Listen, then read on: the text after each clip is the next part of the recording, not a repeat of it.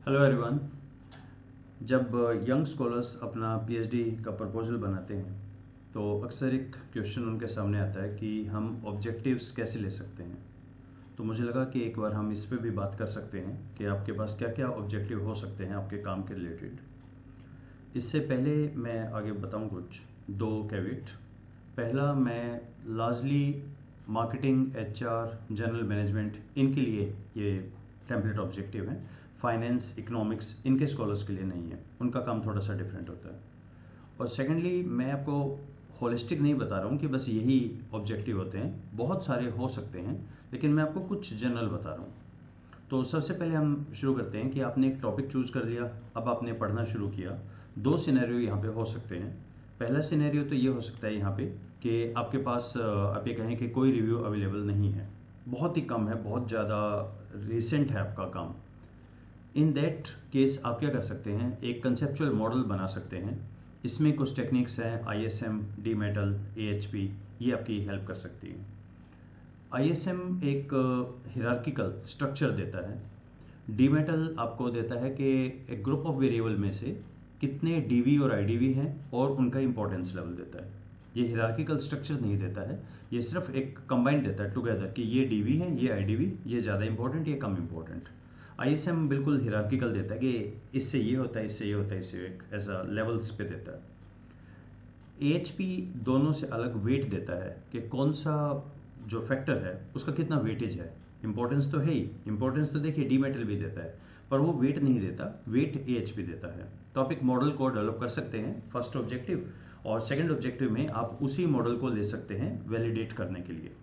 या अगर आप रिव्यू ऑफ लिटरेचर प्रेजेंट है तब आप एक थ्योरेटिकल मॉडल बना लेते हैं, चाहे 2-3 थ्योरी को मर्ज करके बनाएं। या आप ये भी बोल सकते हैं जो फर्स्ट स्टेप में आ गया है कंसेप्चुअल फ्रेमवर्क, उससे भी आप अपना थ्योरेटिकल मॉडल बना सकते हैं और उसको वैलिडेट कर सकते हैं आप सीएफए के साथ। फर्स्ट में कंसेप्चुअल फ्रेमवर्क बनाने में एक और टेक्निक मेटासेम भी आती है, उसको भी आप नोट कर लें। तो अगर आपके पास लिटरेचर अवेलेबल है तो आप सीधा स्टार्ट कर सकते हैं एक थ्योरेटिकल मॉडल बना के और उसको वैलिडेट कर लें, और इसमें आप सीएफए रन कर सकते हैं। ये रेड इसलिए हो रहा है कि मैंने इन पे सबकी प्लेलिस्ट दे दी है कि जो मैंने एक्सप्लेन किए हुए हैं वहां पे आप इनको देख सकते हैं। अगर आपके पास एक मॉडल है तो आप एक और भी काम कर सकते हैं। अगर आप ये कहें कि मॉडल है और एक मैं प्रपोज कर रहा हूं तो आप बेस्ट मॉडल भी चेक कर सकते हैं। आप इसकी लैंग्वेज चेक कर लीजिएगा, इसको सीवीपैट बोलते हैं, cross validation predictive ability test. Smart PLS के अंदर एक टूल है जिससे हम मॉडल कंपेरिजन भी कर सकते हैं। अब मॉडल कंपैरिजन तो अमोस के अंदर भी अवेलेबल था, लेकिन वहां पे अलग तरीका है, मॉडल फिट से देखते हैं, यहाँ प्रिडिक्टिव एबिलिटी टेस्ट से देखते हैं। तो आप ये भी एक ऑब्जेक्टिव देख सकते हैं कि एक से ज्यादा अगर कंपीटिंग मॉडल है, कौन सा मॉडल बेस्ट मॉडल है। और अगर आपके पास एक थ्योरेटिकल मॉडल है तो आप ये भी चेक कर सकते हैं, उसकी रोबस्टनेस चेक कर सकते हैं। मतलब देखिए, जितने भी हमारे मॉडल होते हैं, नंबर वन वो लार्जली लीनियरिटी के ऊपर बेस्ड होते हैं। तो आप चेक कर सकते हैं राम से टेस्ट लगा के नॉन लीनियरिटी को, और अगर नॉन लीनियरिटी है तो आर्टिफिशियल न्यूरल नेटवर्क को आप यूज कर सकते हैं। आप एंडोजेनिटी को चेक कर सकते हैं, मेथड बायसनेस को चेक कर सकते हैं।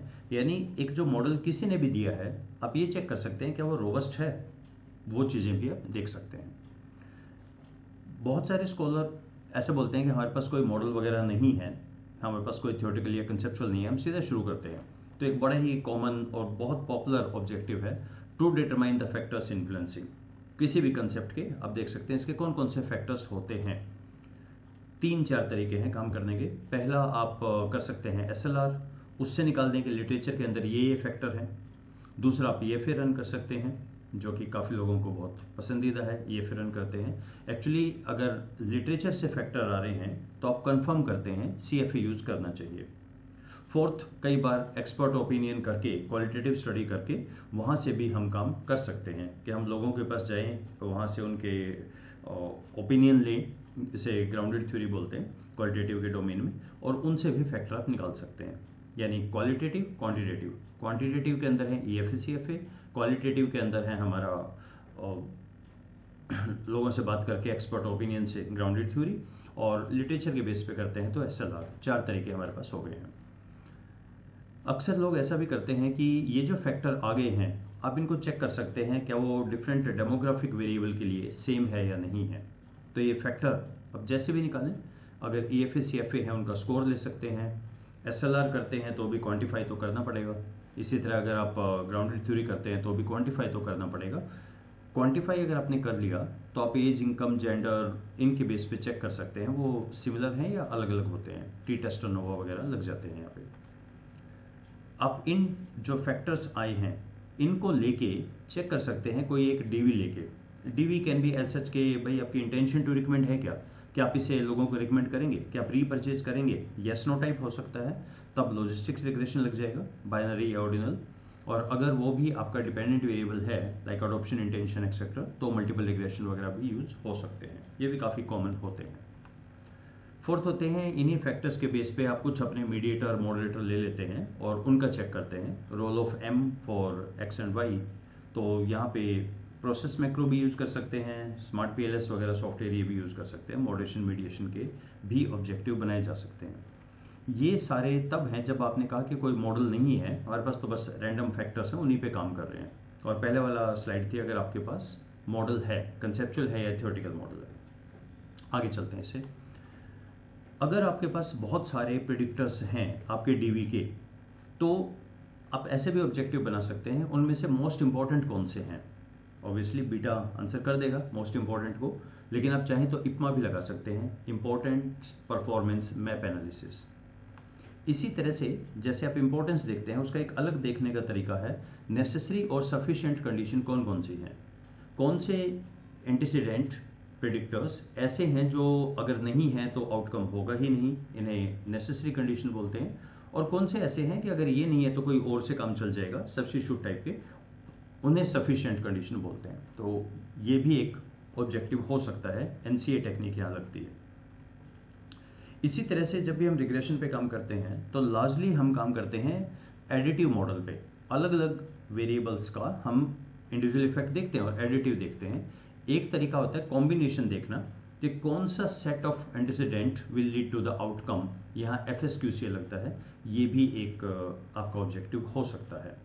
तो इसका मतलब है आप अपने इंडिपेंडेंट वेरिएबल तो मेजर करेंगे ही, फैक्टर्स वगैरह, कौन सा कॉम्बिनेशन होगा। यहाँ पे मल्टीप्लिकेटिव मॉडल की हम बात कर रहे हैं, FSQCA का भी एक ऑब्जेक्टिव हो सकता है। और फाइनली आप हमेशा अब तक का जितने भी ऑब्जेक्टिव मैंने डिस्कस किए उससे बिल्कुल अलग है, आप अपने सैंपल में हेटेरोजेनिटी चेक करें। आपको कैसे पता कि आपका सारा सैंपल एक जैसा है।